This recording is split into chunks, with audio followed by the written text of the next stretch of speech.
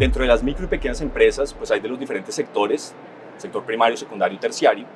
Y dentro de, digamos, de las microempresas hay unas del sector terciario, es decir, del retail o comercio minorista, que son muy relevantes para nuestros países, que son las tienditas de abarrotes o tienditas de la esquina, como le decimos en Colombia, bodegas en Perú, mercadillos, kiranas en la India, etc. Y son estas tiendas que aparecen para satisfacer la demanda de los clientes respecto a los bienes de consumo y otros productos esenciales. Estas tiendas son cruciales para la sociedad. ¿Cómo entonces podemos mitigar los costos logísticos que son transferidos a estos mismos consumidores? Lo que se debe hacer para empezar es entender el problema. Total. ¿No? Es altamente complejo por la cantidad de puntos a los cuales se va, pues, a entregar mercancía, a satisfacer. Adicionalmente a eso, digamos, su contexto, hay ciertas barreras, por ejemplo, de digitalización.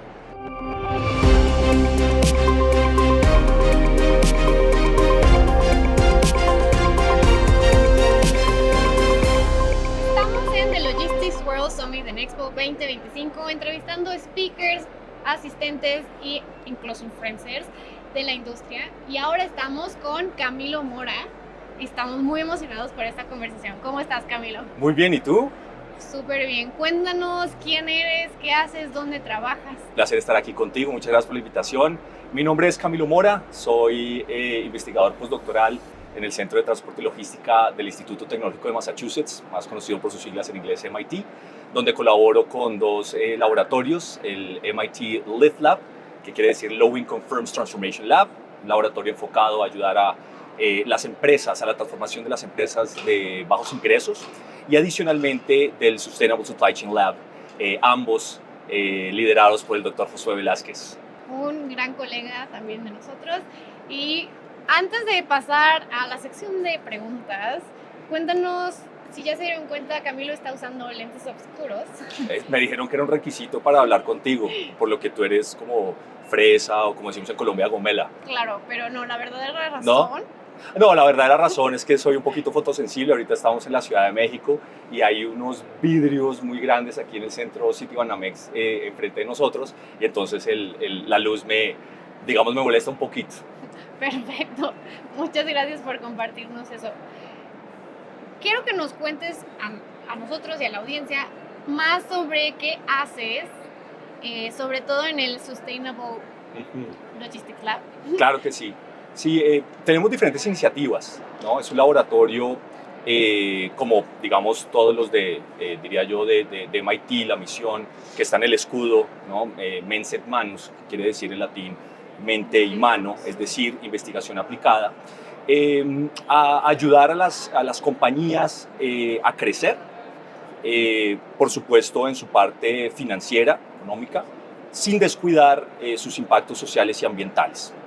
Y en ese sentido, pues hay diferentes iniciativas, como por ejemplo el The State of Supply Chain Sustainability, que es una encuesta, es una iniciativa, es una encuesta que se hace 5 años, es el año número 6, donde es un pulso acerca de, digamos, de lo que está sucediendo en la industria respecto a sus prácticas de sostenibilidad. Totalmente.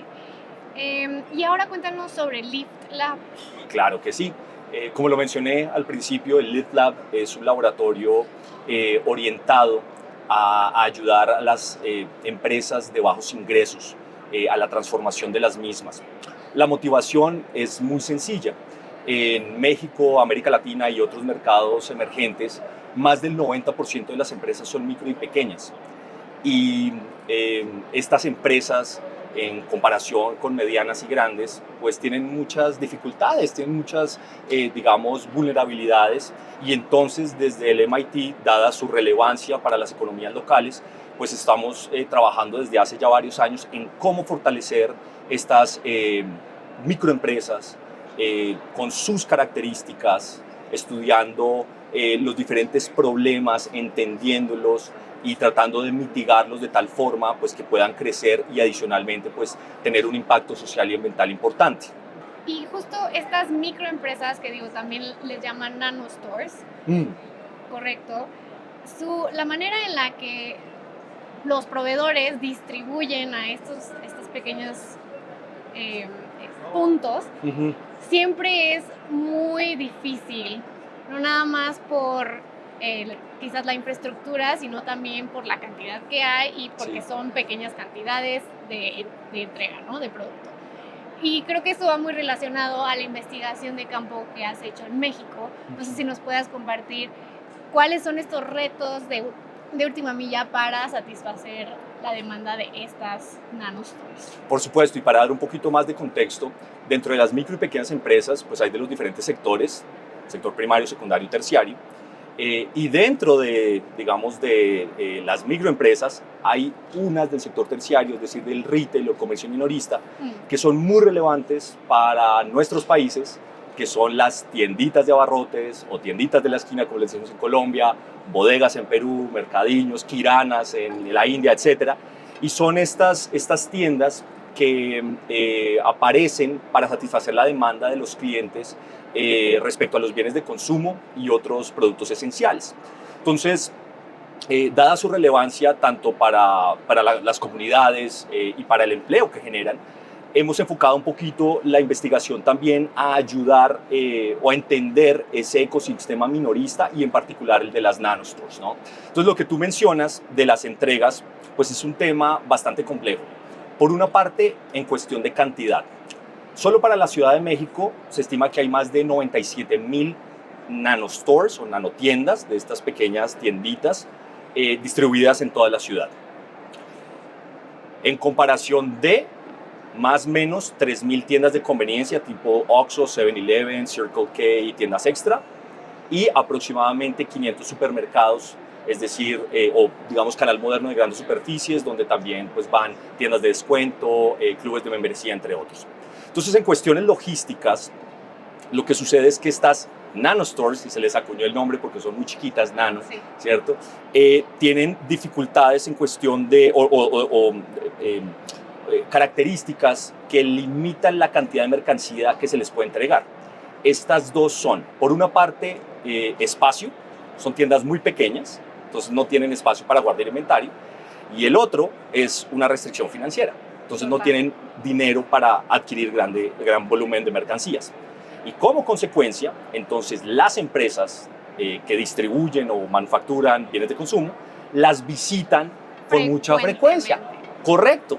Entonces, lo podemos ver en nuestras ciudades, una gran cantidad de vehículos afuera en las calles llegando a estas tiendas. Y como tú lo mencionaste al principio, pues lo que van a entregar es pequeño, es poco, el drop size que llamamos en logística, ¿no? Sí. Entonces, se les entrega poco, esas entregas pueden llegar a ser ineficientes, pero son fundamentales porque, por ejemplo, en el caso de México, más de 70 millones, más de la mitad de la población, 70 millones de mexicanos, prefieren ese canal para adquirir sus bienes de consumo, ¿no? Entonces, es por lo anterior que digamos, ha habido una agenda de investigación desde más de 4 años con el propósito de agilizar, de hacer más eficiente, no solo agilizar, sino hacer más eficiente y más productiva las entregas de última milla, que pensemos ya ni siquiera es última milla, sino últimos 50 metros para este canal tan importante.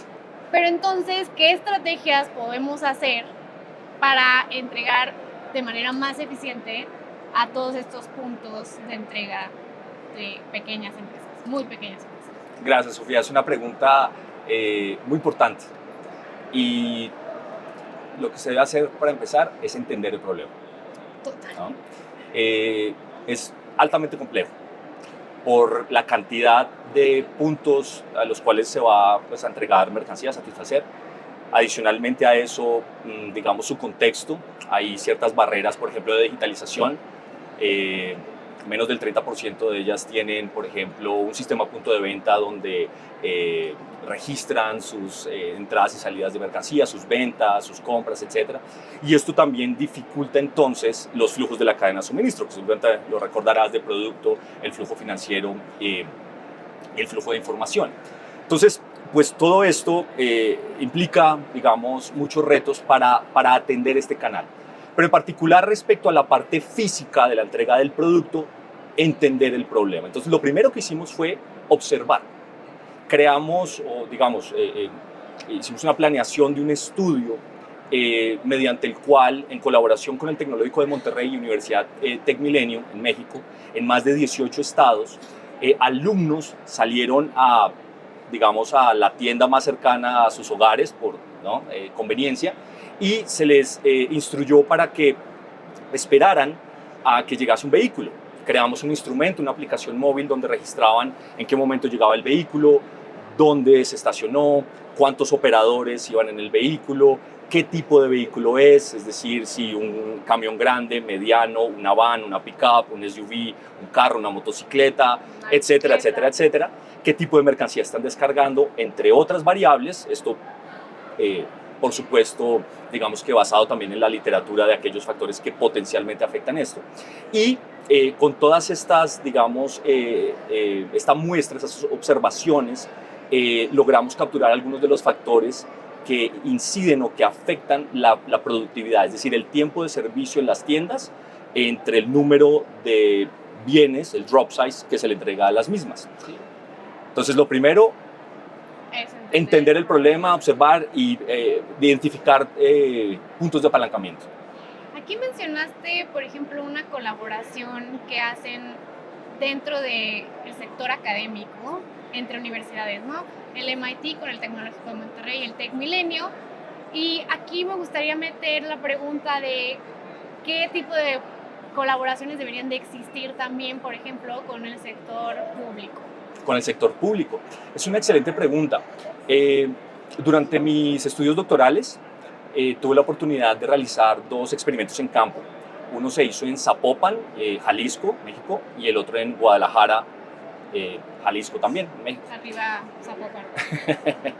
Son ciudades muy bonitas, son ciudades hermanas, y básicamente fue un proyecto donde diferentes stakeholders colaboraron. Entre esos estuvo una parte pública, es decir, las autoridades de movilidad participaron y digamos que tuvieron la disponibilidad y disposición de que hiciéramos este experimento, que ahorita lo puedo describir un poco.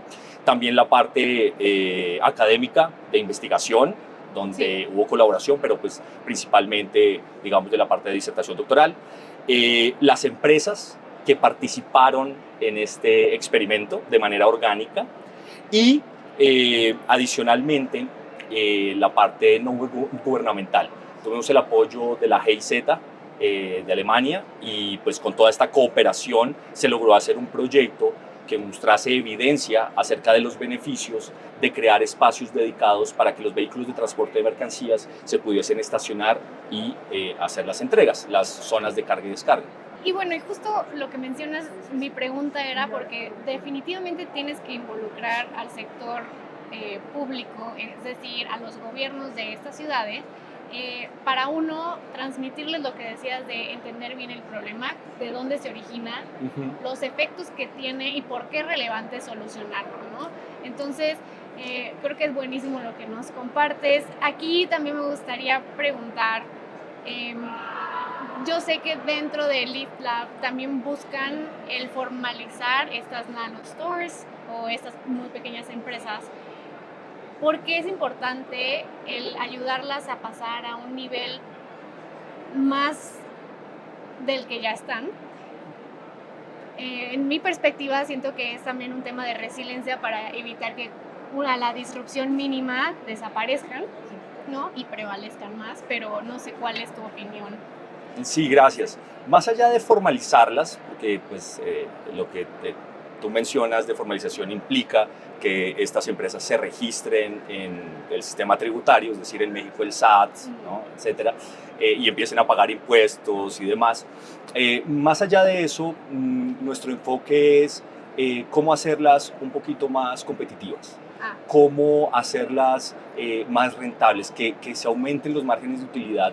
Porque, te doy un dato, para el caso de México, más de 6 millones de personas viven de ese canal. Entonces, el pan que ponen en la mesa depende de qué también administran sus tiendas.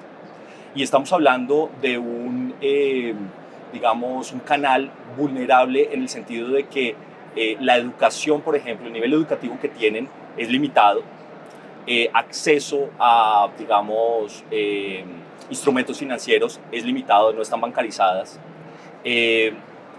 barreras de entrada tecnológica, entre otras. Entonces, si comparamos este tipo de canal versus canal moderno tipo conveniencia o grandes superficies, pues hay una gran disparidad. Pero como ya lo mencioné, este canal es el punto de encuentro de las pequeñas comunidades y donde aquellos clientes más vulnerables compran sus bienes de consumo. Y es muy fácil de entender. Niveles socioeconómicos bajos, medios bajos, tienen una capacidad limitada de compra. En algunos casos hasta les pagan en efectivo. Sí. Y con ese dinero tienen que subsistir. Entonces no pueden tampoco comprar grandes cantidades. No tienen el músculo económico para ir y hacer una despensa o un mercado de 2-3 semanas. No tienen un vehículo. Entonces, ¿qué hacen? Van a la tienda. La tienda se vuelve como un punto de despensa, por así decirlo. Y entonces yo que he visto en mi experiencia recorriendo pues, este tipo de canal en diferentes ciudades, clientes, por ejemplo, que piden un huevo para desayunar, ¿sí? Yo me pregunto si tú, por ejemplo, has comprado un huevo, te venden un huevo en Walmart. No. Difícil, a menos de que sea un huevo Kinder. 12, ¿no? 18, 30. Mayores cantidades. Entonces, lo que hace este canal también es pulverizar la mercancía. Abren, por ejemplo, los bultos de comida para mascotas y venden por peso, venden a granel, para facilitarle la vida a estas comunidades. Totalmente. ¿Cierto? Entonces, estas tiendas son cruciales para la sociedad. ¿Cómo entonces podemos mitigar los costos logísticos que son transferidos a sus mismos consumidores? Me gustaría preguntarte, ¿cómo no debemos de acercarnos a estas empresas, tiendas pequeñas, para que se vuelvan eficientes? Porque, y mi pregunta va porque quizás un gran corporativo, proveedor de software, vamos a decir, ERP, dice, yo las puedo ayudar, llego, quiero implementar plugin, mi tecnología, para que obviamente se vuelvan más eficientes. ¿Funciona ese approach? Mira, en lo que hemos investigado en el laboratorio, hemos visto que hay baja adopción tecnológica y en mi opinión, una de las barreras es interpretar los datos. Ejemplo, vamos a asumir que yo soy un tendero y hago una inversión de comprar un computador, una computadora con mi escáner, impresora térmica y todo el software y empiezo primero a parametrizar. En una tienda tiene más de 2000 SKUs, entonces vamos a asumir que fui lo suficientemente diligente y organizado para meterlos todos, actualizar los precios oportunamente y empezar a, digamos, registrar mis ventas, mis compras, etc. Luego viene la parte de convertir esos datos en información.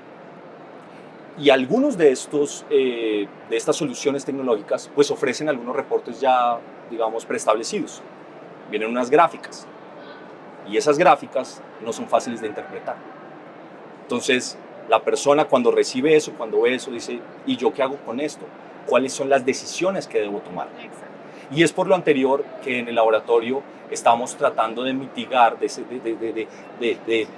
esa brecha, ¿sí? A través de herramientas de inteligencia artificial que puedan ayudar a hacer más eficiente la administración de esas tiendas.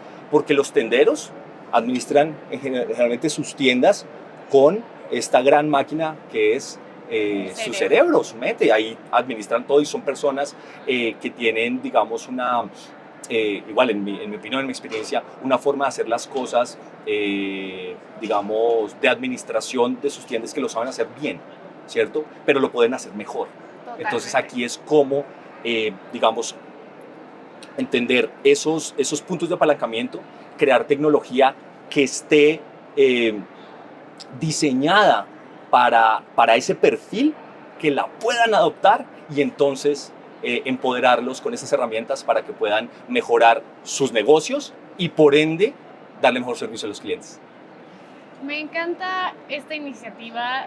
De hecho, yo alguna vez también trabajé en parte de los estudios de campo con ustedes y la verdad es que da mucha perspectiva a cómo algo que a veces desconocemos tiene gran impacto a nivel end-to-end supply chain de grandes corporativos, ¿no? Entonces, muchas gracias, Camilo, por tu tiempo. Un último mensaje con el que quieras dejar a la audiencia. Claro que sí. Bueno, mil gracias por la invitación y como mensaje los exhorto a que se acerquen a nuestros laboratorios.